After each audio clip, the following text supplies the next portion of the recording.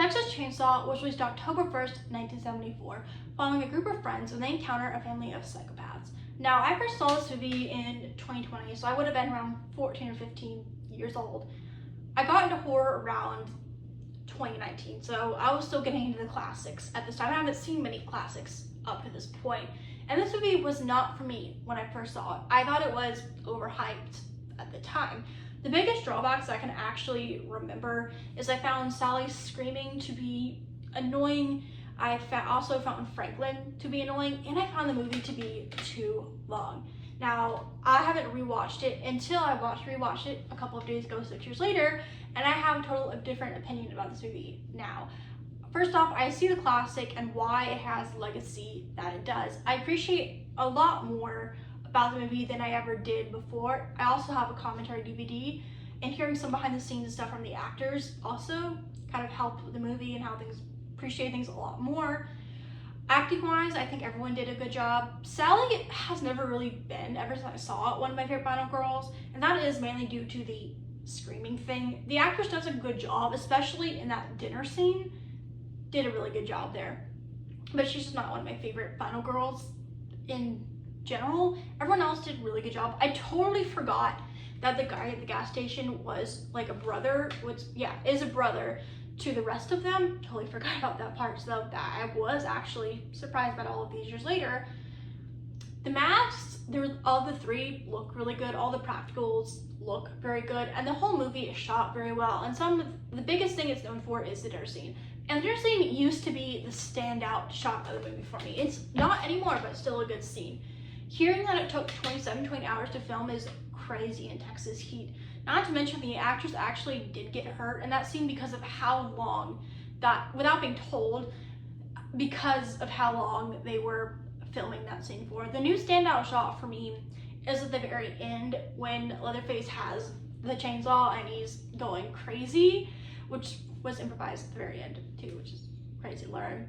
Hearing how close they were to that too made me appreciate that a lot more.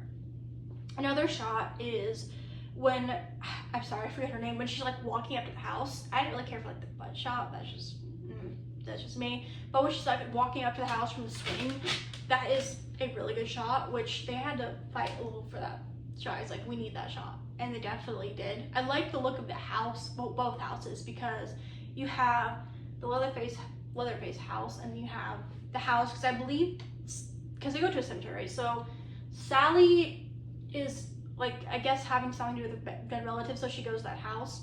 And the house they actually go into first, that whole scene was improvised. I didn't know that, but it is.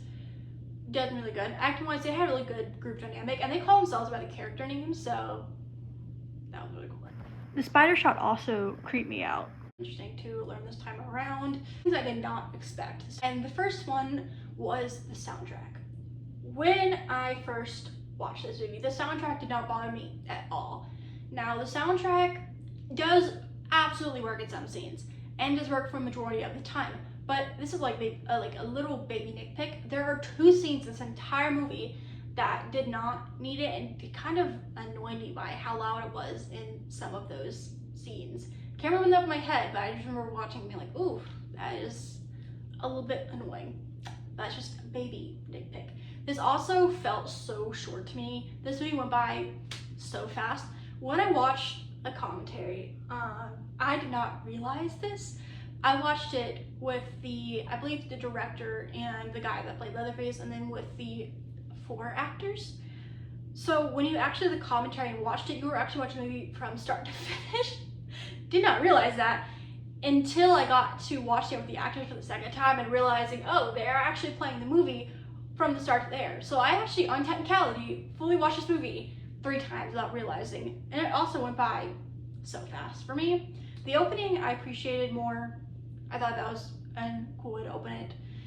One thing that still gives me like a little pause, and this is just being an animal lover, they actually use like dead animals, like veterinarians or someone they knew in the movie, and I don't love that.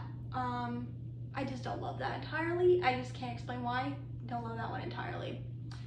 So overall, I appreciate this movie a lot more all of these years later. I like a lot more about it, even with Sally not being my favorite final girl and the annoyance of the screaming still being around. Has this been one of my favorite horror classics? No. Is it now one of my favorite horror classics?